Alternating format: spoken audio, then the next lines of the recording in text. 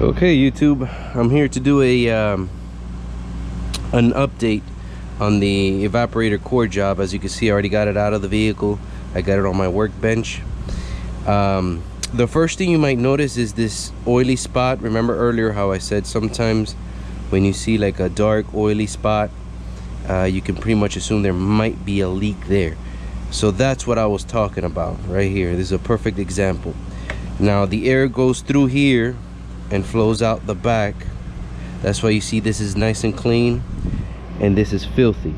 This is because this vehicle does not have a filter, a cabin air filter.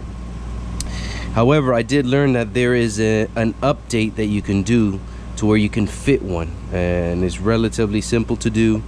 I might pitch that to my customer, see if he's interested in adding that to prevent some of this.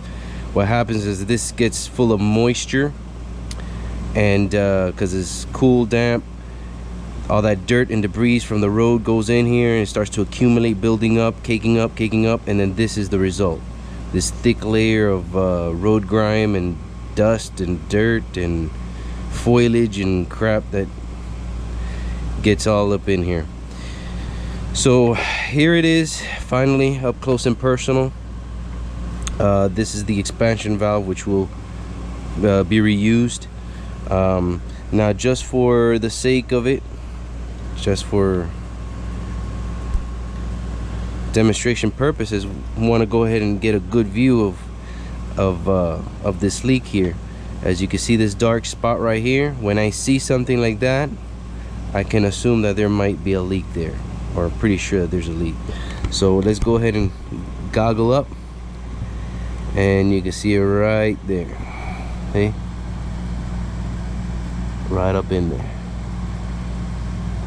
Now, I failed to mention earlier, and I apologize, that in order for you to use that sniffer, the system has to be charged up. You don't have to fully charge it, but it does have to have some residual refrigerant in the system, some kind of pressure for it to flow out. And if you look right here, this is the drain tube for the evaporator. Like I mentioned earlier, there's a lot of moisture that condenses here, and it has to go somewhere. So all vehicles have a way to remove that water from the vehicles. If not, the interior of your car will get ruined. It will get flooded in there, because this water has to go somewhere. You've probably noticed while you're sitting in the parking lot on a warm day with your AC going, you see a little dripping of water on the concrete. That's where this water is coming from, this tube right here. So what you would do is you would introduce, sometimes it works, obviously you want to prevent any water from getting into your tool, so that's always a concern. You can pressurize the system, turn everything off, let it kind of just, the refrigerant is heavier than air.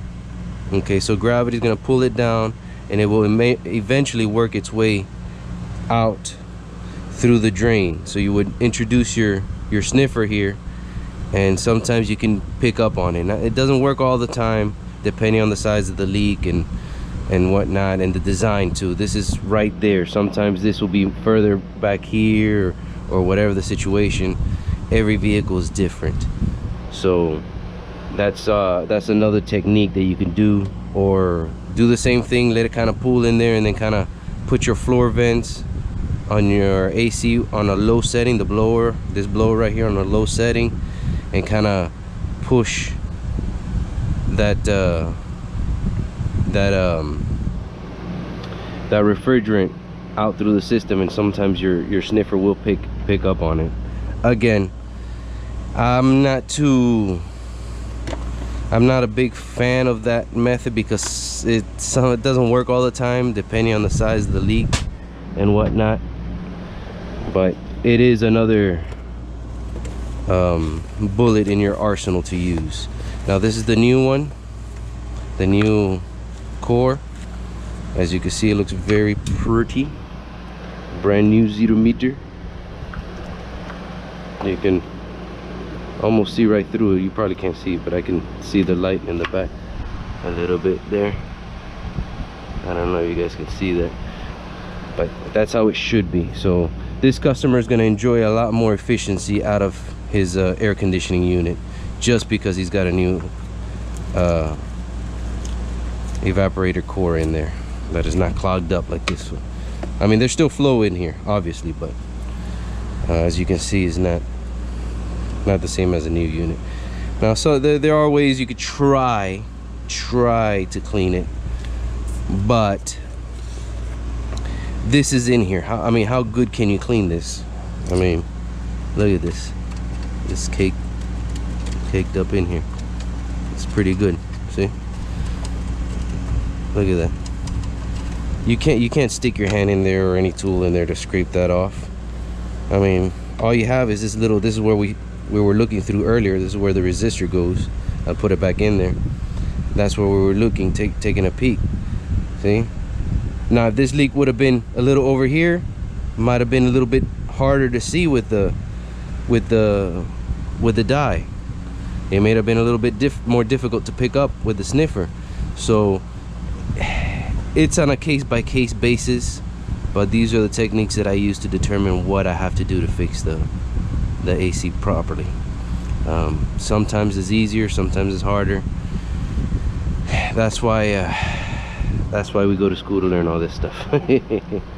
And that's why we charge our diagnostic fee. You know, it takes time to figure all this out. Anybody can change a part. How do you know that part's failed? That is where the detail is. That's where the gold. That's the $1 million question.